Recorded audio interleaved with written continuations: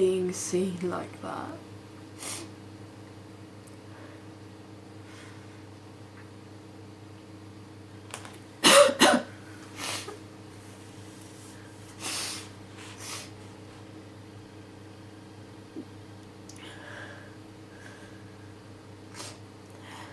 And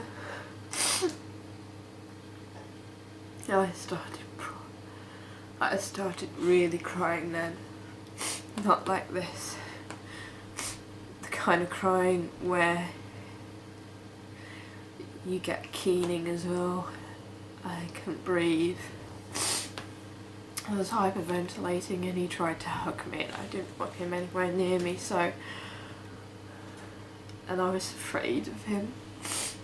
I was afraid of him so much. And I pulled away from him and still he tried to hug me, so I ran to the only place that I could lock, which was my bathroom, and I sat on the toilet crying and hyperventilating, and with him outside the door trying to get in and asking me to let him in, and I just wanted him to go away. That was the only thing that would make it better, if he just went away, but he didn't go away. He eventually got the door open somehow, and I couldn't run anymore. I couldn't fight back. He pulled me off the toilet and dropped me on the floor, and I tried to crawl away and I just couldn't.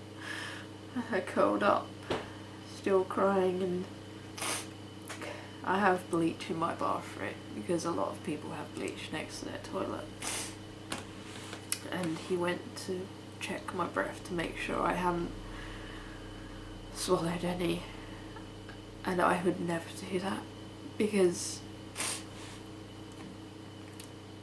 I might be weak. I'm not that weak. I would never do that to my friends or my family over some stupid asshole. The day I let someone beat me like that is the day that I'm not me anymore. But I flinched when he came near me, and he was still trying to make it better. He was still trying to tell me he was sorry and that he was just trying to break me out of whatever state I was in. And despite the fact I was still flinching and still trying to crawl away from him, he wasn't getting the idea that I didn't want him anywhere near me. And eventually there was nowhere else I could go. And he held me and hugged me, trying to make it better.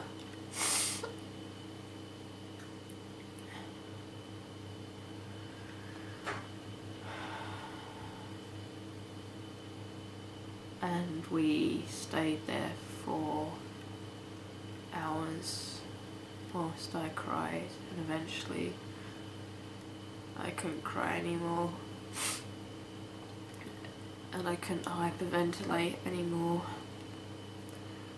and I managed to calm myself down enough to tell him that he couldn't stay here because he was expecting to stay the night. I told him he needed to go home, and he eventually left, at which point I calmed down some more and looked around my room and realised that I couldn't stay by myself because I didn't know at that point what I was capable of. And I got dressed And somehow I walked across town to my friend's house and I told him what happened, and we called the police, and they put it down as domestic abuse, but said because I hadn't told him to stop and because I hadn't said no,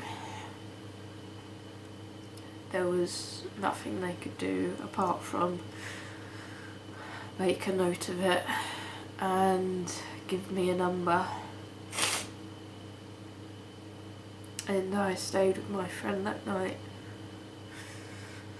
and then went back to my house, and I didn't sleep for 2 days, so I went to my doctor and started a process to get myself some counselling, which I'm still waiting for, but what can you do? It's been a year, over a year actually now, and you know, the first time I got referred to a counselling service, they told the doctors that they didn't deal with this sort of problem. No letter to me, I had to chase it up myself. I went to the doctor and they told me that I had to self-refer to this other place where there was a 6-month waiting list. By the time I'd done that, because I was busy with college, it was my final year, and I was a mess. I kept having panic attacks at home, and I was stressed from college because I was way behind because of everything else that had happened to me. And I was depressed, and not sleeping, obviously, kept having bad dreams, and yeah, I got some sleeping tablets. She gave me 14 when I asked for a couple, and that helped me because I actually managed to get some sleep. I took one, slept for 12 hours, that got me back into a sleeping pattern. But I was still scared of going out by myself at night or just during the day and having to deal with men on the street, and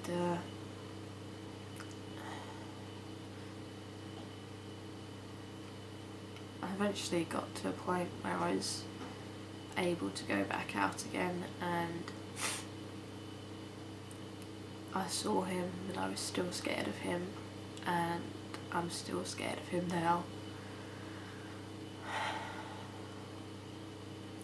And of course, again, this made me wonder if I'd brought this upon myself, and whether my previous promiscuous behaviour had meant that I'd caused this to happen. So, you know,